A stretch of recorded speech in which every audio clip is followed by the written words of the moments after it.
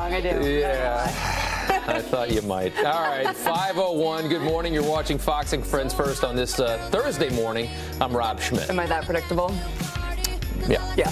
I'm Jillian Mealy. Thank you for starting your day with us. On another note, let's get straight to a Fox News alert.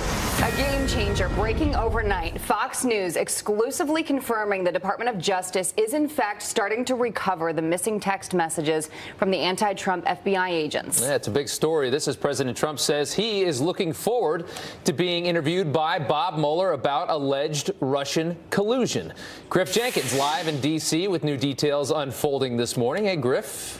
Hey, Rob and Jillian, good morning. The president stunned reporters on the way out the door for Davos with an answer to whether or not he is willing to speak with special counsel Robert Mueller, saying he looks forward to it under oath, even offering a timeline. Going to talk to Mueller?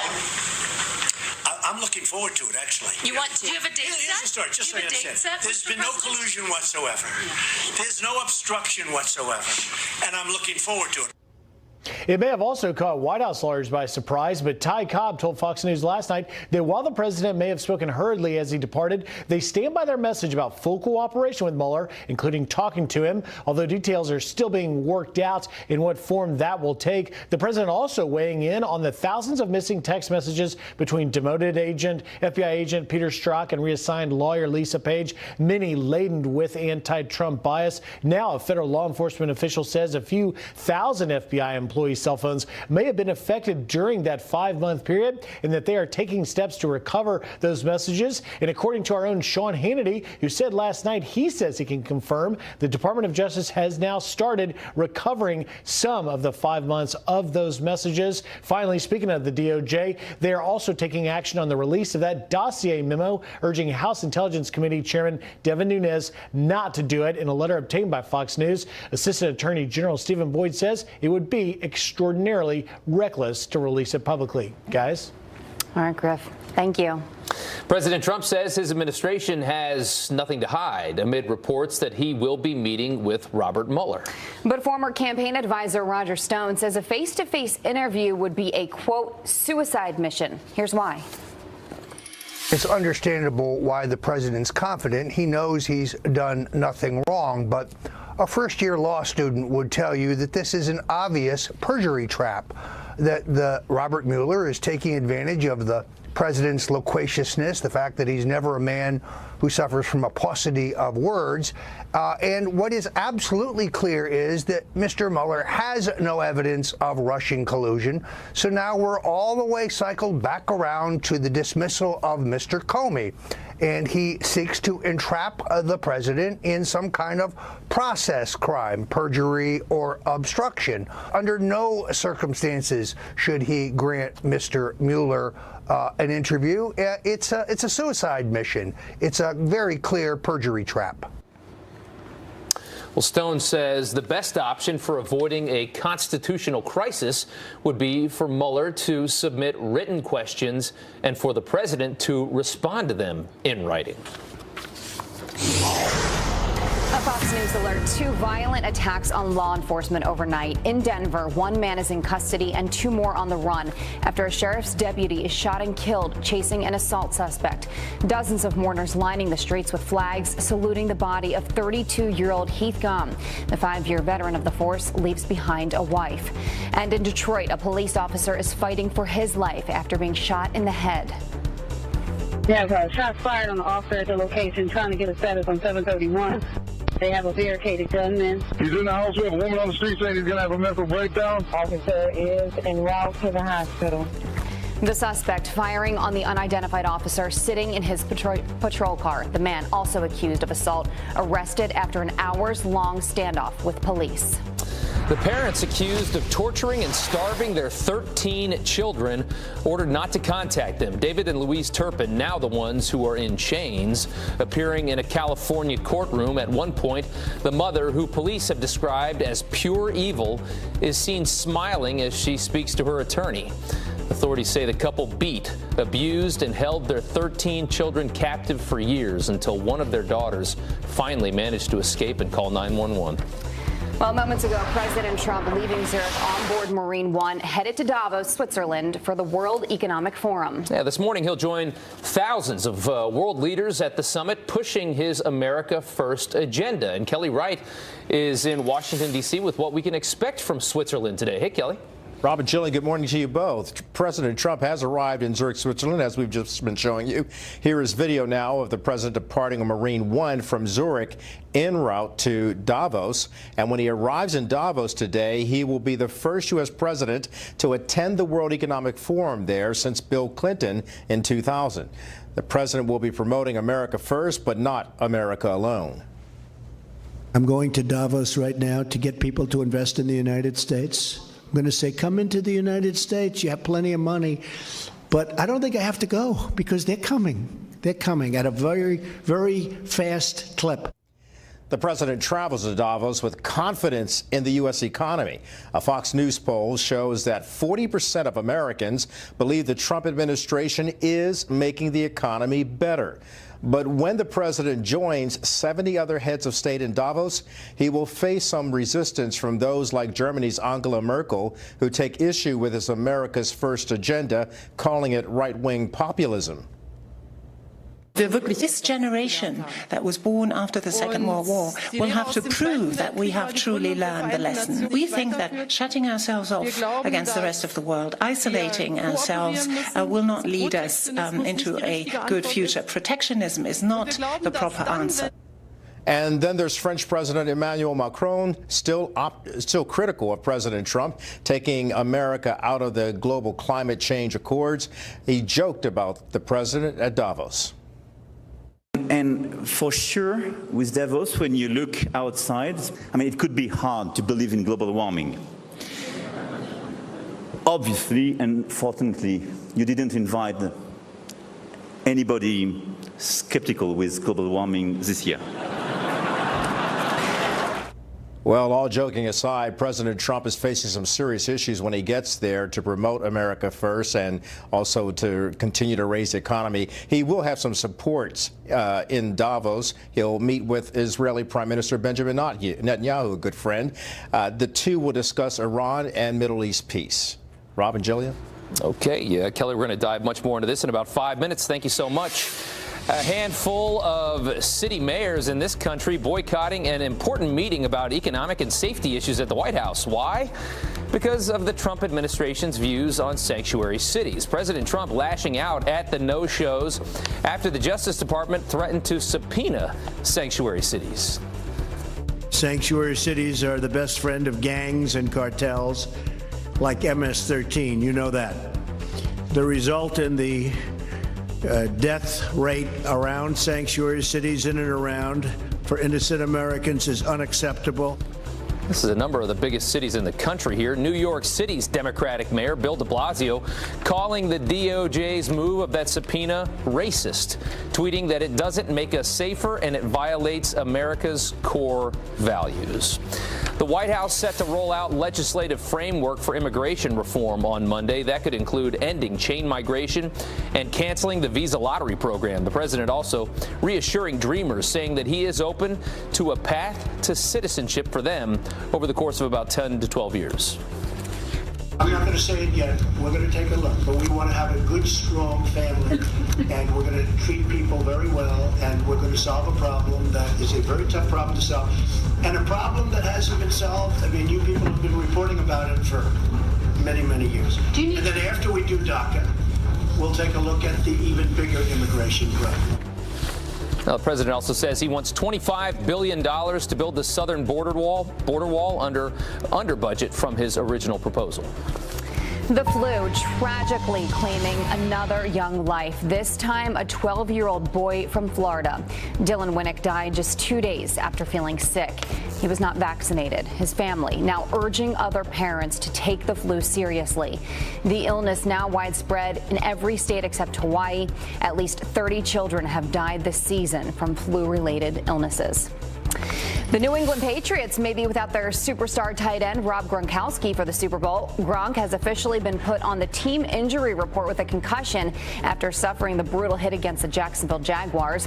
This is Gronk's first listed concussion in the NFL. He does have more than a week to recover before the February 4th showdown against the Eagles, so we'll certainly see what happens there. Certainly will. And Tiger Woods is back again. The 42-year-old tees off in the Farmers Insurance Open in California today.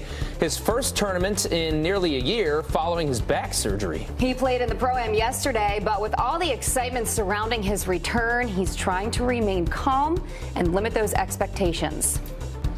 I haven't played, and I got to start somewhere and try and get my game and my feels, back.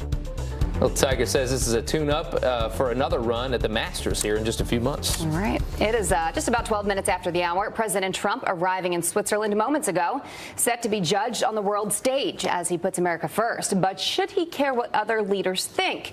Why our next guest says the only popularity contest that matters is right here at home. And free lawyers, the right to vote, now college on your dime. The push from Democrats to give the dreamers free tuition. And fly like an eagle, but these birds decided to catch a ride instead. A patriotic scene that will make your morning. That's still to come. Gillette, the best a man can get.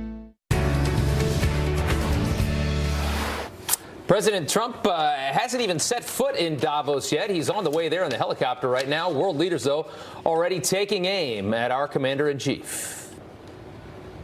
We think that shutting ourselves off against the rest of the world, isolating ourselves, will not lead us into a good future. Protectionism is not the proper answer. Are the American people satisfied with the president's policies? Here now to weigh in is foreign policy expert and senior fellow at the Hudson Institute, Rebecca Heinrichs. Thanks for joining us this morning, Rebecca.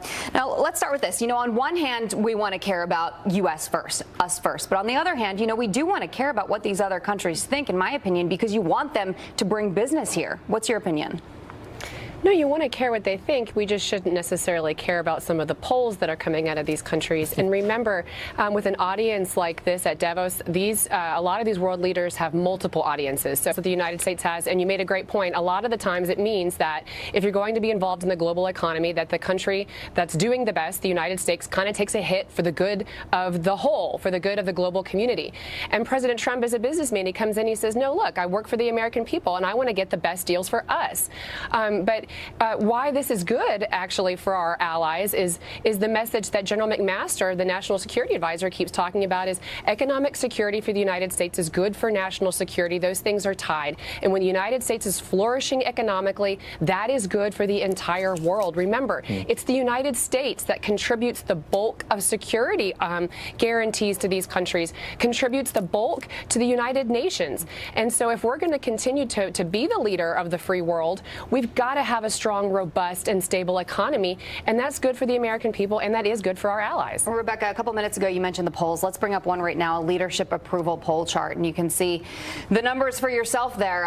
It's stayed pretty steady over the years, but it has dipped down a little bit. President Trump with 30% in 2017. I know you say that we don't necessarily need to focus on the polls, but there is a point that the United States still needs to be respected. How important is that? No, that's the bottom line. The United States needs to be respected, and by that I mean, when President Trump says, look, European allies, I want you to help us fix the Iran deal, the gaps that are in the Iran deal, and they turn around and they are working to do this. So even though they might say, they don't like his coarse language, they don't like the way he talks about migrants and refugees, the things that they care about, they don't like that he doesn't like the Paris Agreement, that he doesn't have this religious attachment to climate change, fixing climate change. That doesn't mean that they don't care about the United States because, again, they care about the things that we provide them, like our security protections. Right. And it is funny that I read an article that Merkel is, doing better than Trump right now in the world view. But if you look at where she is in her own country, she's actually taken a hit, and she had a tough time in this last election. So it's funny to see how that doesn't work. Let's talk about North Korea here. We got to switch gears. We've got this escalating threat. We've introduced new sanctions. What do you think we should do from here?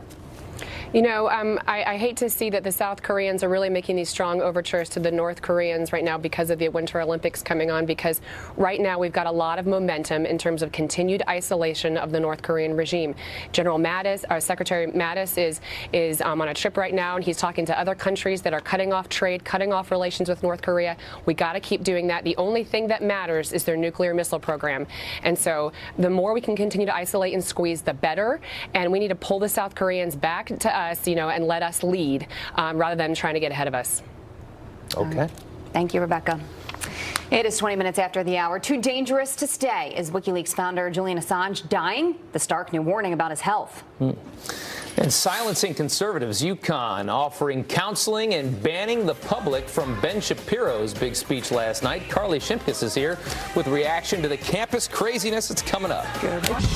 Good morning and welcome back. Another attempt at silencing a conservative. UConn banning the public from attending Ben Shapiro's speech, even offering counseling to students offended by what he has to say. It's a great thing that universities have people like me, and yes, like the person who's speaking opposite me on this campus, to give a variation of ideas. Carly Shimkus is here with the campus craziness. Sure counseling to not hearing what you already want to hear. Yeah, here we go again, right, guys? Counseling? Yeah, conservative commentator Ben Shapiro's speech at UConn received a whole lot of attention after the university announced that it would be providing counseling to anybody that could possibly be offended by his presence on campus. Now, there was also heightened security at UConn yesterday just to make sure everybody stayed safe. And Ben Shapiro spoke to our very own Todd Pyro about the notion that he is a security risk. Take a listen. I talk lots of places. Not once have I ever attempted to hit somebody. Not once have I ever attempted to hurt somebody. Not once have I ever presented a security threat. In fact, the only time somebody threatened to arrest me was when I was trying to speak at DePaul University, and the university threatened to have me arrested if I stepped on campus and talked. A lot of people chiming in about this, guys, on social media. Paula says if you're big enough to go off to college, then you need to buckle up and be an adult. It appears a lot of people did. The event was not only peaceful, it was also very popular, as tickets actually sold out within minutes.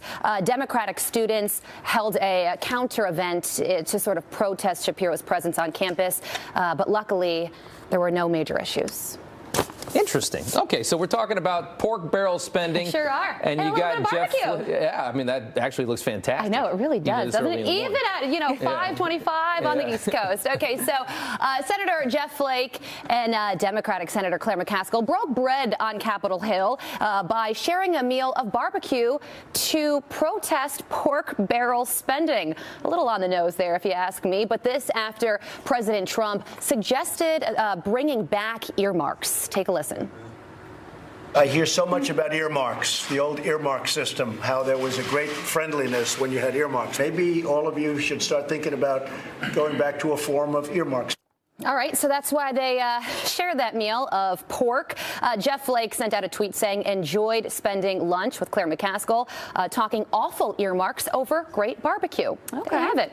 Lots of good conversations over barbecue. Yeah, why not? So I've been on the fence about my feelings on Alexa, but now I feel like I have no choice but to love Alexa. No, you might want to go ahead and buy one of those because it looks like Alexa is predicting the Eagles to win the Super Bowl. Take a listen. Who's going to win the Super Bowl? I'm flying with the Eagles on this one because of their relentless defense and the momentum they've been riding off their underdog status. EAGLES. Eagles. Yes. She even spelled it. Do you have some contact at Amazon? I will never tell. Okay, so I was curious to see who Siri would pick. So let's do this live on camera. Nothing could go wrong about doing this on camera, right? Okay, let's see. Siri, who's going to win the Super Bowl? The odds favor the Patriots over the Eagles by 5 points. Come on, that's because that's what Vegas says. We have not only a technology rivalry within the companies, but also typically a football rivalry as well. Carly? Yeah, that's right. Guys, thanks so much. We do have to go to a bit of breaking news. We've got the president arriving in eastern Switzerland, in Davos, in the Alps, a beautiful place, and the president has just touched down on Marine One, we understand. That's right. He's overseas for the 48th Economic World Forum, where he's expected to push an America First agenda. The president now head to his hotel before holding a bilateral meeting with British Prime Minister Theresa May later today. And then they're all going to go skiing. I'm just kidding. All right, we'll be right back. We are now learning the Department of Justice is just beginning to recover the missing FBI text messages between Peter Strzok and Lisa Page. This as President Trump says he's ready and willing to talk to special counsel Robert Mueller under oath. With anti-Trump bias being exposed at the FBI, some are making comparisons to Watergate, what this all could end up being. Here now to weigh in on that is President of Judicial Watch, Tom Fitton. Tom, thanks for coming back this week. You're welcome. You know, I want to start off. The first thing that the Democrats keep saying about this is that this is all just a distraction from the Bob Mueller huge Russia collusion case, which we're starting to see wrapping up. At this point, is that still even an argument that can be made? Well, I know that's their concern, but it's correct to question the Mueller investigation when he had this special agent, this key supervisor at the FBI on counterintelligence matters, helping him run his investigation, making key decisions, was involved in the Flynn investigation, for instance, the Flynn interview, Peter Strzok. And then we find out that he was taken off the investigation several months ago, but no one found out about it. And now we're finding out the reason he was taken off was because of these texts. So Robert Mueller thought his investigation might have been tainted enough that he required the removal of this FBI special agent. So in this case, the Democrats are trying to protect, and frankly, the Justice Department establishment and the FBI establishment are trying to protect the Mueller investigation from being derailed by this scandal. And there are lots of reasons to derail the Mueller investigation, but this one could blow it all up because it looks like now we've got, on top of the texts we know about, texts go missing mysteriously in a way that's frankly not credible. All right, and Fox News has learned that some of those text messages are starting to be recovered, but how important is it that they are all recovered, and how damaging is it if they're not? Well, this can't be treated as a bureaucratic snafu, and I think you need law enforcement to take a law enforcement approach here. And I've been saying use the U.S. Marshals to secure the evidence and not pretend this was a computer mishap. It might have been, but if it was a private entity who had done this, we'd all know what would happen, and it should be similarly treated. There are criminal investigations affected by this. You've got the congressional investigations affected by this. You know, we've been asking the Justice Department and the FBI about these texts for some time since we learned about them, and we've essentially been told to jump in a lake. And so we had to go to federal court to sue about them yesterday. You know, frankly, I think they've been misleading the courts and should have told the courts long ago that they had these text messages that were impacted. And I'd like to know when they found out about the missing text messages, because if past experiences, they usually find out a long time before they tell the public. Yeah, well, the scary thing about making such a big deal about these missing texts for these 5 months is that if it ends up just being more of the I hate Trump rah-rah stuff and there's no big reveal of those text messages, it gives a lot of points to, the Democrats and others that say that this is not, that there was nothing there. Mm-hmm. My other question to you is this. I mean, even I was watching, CNN the other day, and even they were forced to admit that the Russia collusion investigation, it looks like it's wrapping up and it's moving more towards this obstruction of justice investigation towards the president. And then you get into the question of, well, if there is no collusion, how do you obstruct an investigation into a crime that was never committed? Where do you see this all ending? I mean, how do you see this all coming out? If that becomes the truth, what happens to the last year of conspiracy theories about how Trump and the Russians colluded to steal an election? Well, the effort is to try to destroy Donald Trump, so there doesn't have to be any consistency. They'll get whatever they'll take, or they'll take whatever they get. And I don't understand what the obstruction is. He has the fundamental right to fire James Comey for the reasons he stated, which were numerous. So I'm not quite sure why Mueller is investigating this. And frankly, I'm not sure why Mueller is involved in the investigation at all, as he reportedly interviewed for the very job he's investigating President Trump for making available. To me, this is such a mess of an investigation. Unfortunately, it's at this point where I don't even know if President Trump can shut it down, although it ought to be shut down.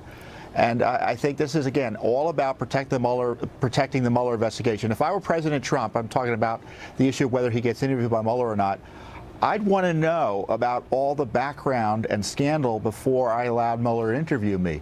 I'd want to know what was behind the dossier. Was it used in an improper way to target me? I'd want to know about these text messages. I'd want to know about this hidden material so we would have a full understanding of whether Mueller's investigation is credible or not. Yeah, now the Republicans in Sessions want an investigation into the investigation, so it gets even more convoluted. And we should know all of this before, release the memo, for instance, before Mr. Trump is interviewed. Okay. Thank you for joining us, Tom. We appreciate it. All right. You're welcome. A Russian spy ship is lurking less than 30 miles from the U.S. coast. The U.S. military is tracking the Viktor Leonov right off Norfolk, Virginia. The ship is designed to pick up communication signals and was spotted heading north from the Caribbean last week. This isn't altogether too uncommon, though. Last year, the same ship traveled down from Connecticut, passing several U.S. Navy bases. Doctors renewing calls to let WikiLeaks founder Julian Assange safely leave the Ecuadorian embassy to get to a hospital. According to The Guardian, being confined to the building in London is having a dangerous impact on his physical and mental health. He also needs treatments not available at the embassy. Now, if he leaves, he could be arrested by UK police. Former Secretary of State John Kerry could be considering a second bid for the White House. According to the Jerusalem Post, Kerry told an associate to Palestinian leader Mahmoud Abbas that he might challenge President Trump in 2020. Kerry also allegedly urged Abbas to resist the president's demands and form his own peace proposal. The report saying that Kerry asked Abbas to personally attack President Trump, who he claims is directly responsible for stalled peace talks in the Middle East. Very interesting. President Trump is expected to announce his $1.7 trillion plan to rebuild our so-called crumbling infrastructure in this country. This will happen at next week's State of the Union address on Tuesday. He gave a sneak peek to mayors from around the country. We're partnering with the state and local governments like yours to find the most innovative ways to rebuild our roads, bridges, waterways, and airports. Very important words, on time and under budget. The president promised to repair the country's roads, bridges, and transit systems on the campaign trail. It was a big part of his campaign trail. 38 minutes after the hour, and we saw warmer temperatures earlier this week, and it was pretty darn cold this morning again. Right, Janice Dean? Oh, hi. 54 days until spring. How many? 54. 54? Hey, I'll take it. We don't need to start counting yet. Should we do a countdown? We should have Yes. like a little ticker. 54, 53, 52. Okay, let's take a look at those current temperatures. Yes, it's cold. It is winter. But you know what? The really cold stuff is still north in Canada. So at least there's that. It does feel like 13 here in New York. So don't forget the hats and mittens and scarves. 24 in Cleveland. Feels like 16 in Minneapolis. Now, across the map, we don't have any radar to speak of on the eastern half of the country. But our next storm system moving into the west, some more rain and mountain snow is on the horizon for parts of the northwest down through northern and central California. This is the time of year where they get their moisture, so they're going to see the potential for several inches of rain and feet of snow across the mountains. So that's, good news if you like to ski. Do you like to ski, Jillian and Rob? I do. You're both skiers? Yes. Oh, yeah. Oh. Going next week. I can't wait. Nice. Yeah, I see you as kind of that snow bunny type, Rob. Yeah. Thank you. I like it when you call me a snow bunny. Okay. Very That masculine. the commercial break. Thank you, Janice. You got it. All right, check this out, Janice. Check out this amazing video. Look at these two bald eagles. Aren't they beautiful? Hitching a ride on an ice chunk, surfing, moving right down the Mississippi River. How beautiful is that? That's amazing. A man in Illinois taking this video back in December and just now sharing it online. Why would you hold out on everyone? Look at that. Bald eagle sightings are common along this river this time of year as the all-American birds head south for the winter. That's a beautiful video. I can't believe he waited that long. When you're up close to those birds, you're just, it's just astonishing how cool they are. Yeah. Well, the DOJ warning sanctuary cities, your days are numbered. The local prosecuting authorities, or it could be the Attorney General's office, will prosecute those who violate the law. The brand new threat from the Trump administration and why our next guest says they have every right to crack down. Good morning. A major crackdown on sanctuary cities. The DOJ threatening to subpoena nearly 24 jurisdictions across the U.S. if they don't turn over information about their sanctuary city policies toward illegal immigrants. Here to weigh in, attorney and former Governor Jeb Bush spokesman Justin Safey. Justin, thanks so much for coming on. Thanks for having me. So the idea here, at least from Bill de Blasio, his opinion is that asking the police department here in New York to turn over an illegal immigrant that commits a crime to the federal government is racist. It's astounding to me to hear that, but that's what he says. What do you think? Yeah, it's ridiculous. Race has nothing to do with this. This has to do with whether we're going to be a nation of laws or not. Very simply, we have immigration laws in this country. Just we have laws that govern all other aspects of our lives, tax laws and things like that. And the mayors, it's really unbelievable that they've basically taken the position that they don't want to help the federal government by letting the federal government know whether the prisoners that have been accused of crimes, arrested for crimes that they're holding in jails, what their immigration status is. That's unbelievable, and really I applaud Attorney General Sessions for taking this step against these local governments. Justin, is the DOJ right in doing this? Absolutely they're right. And look, what they're doing is they're saying to these local governments, we want your cooperation, we expect your cooperation, and we're sending you money that you're using to the local governments to help them fight crime. And they're saying, look, if you don't want to cooperate with us and enforce the federal immigration laws, why should you receive this money? But look at it from the city's perspective. They're saying, we'll take your money from the federal government, from U.S. taxpayers, but we don't want to help you enforce our immigration laws. It's really an unbelievable position. Well, we ran some numbers yesterday, actually, that showed kind of how opinions are of illegal immigration in this country. You're seeing a majority of people think the border needs to be secured. I would imagine if you ask people what they thought about, an illegal immigrant committing crimes in this country, what should happen to them, I wouldn't imagine this is a good sword to die on for the far left mayors of these major cities like Bill de Blasio, who's about as far left as you can get. This is not really in tune with what people think. Yeah, and that's the part I really don't get. Look, a lot of the immigration advocates have championed the cause of the dreamers, those people who were brought to this country when they were young and by their parents for no fault of their own. But here you have a group of immigrants who are here illegally and they're in jail. Okay, they've been accused and arrested of committing crimes. So this is a very population that you would think that most Americans would say, yes, we want to be protected, one, from people who've committed crimes, but two, if they're here illegally, why not protect them? Why not help the federal government bring them to justice? That's what's really so puzzling about this. What message do you think it sends to the cities of the mayors who boycotted the meeting yesterday at the White House, this meeting about economic and safety issues?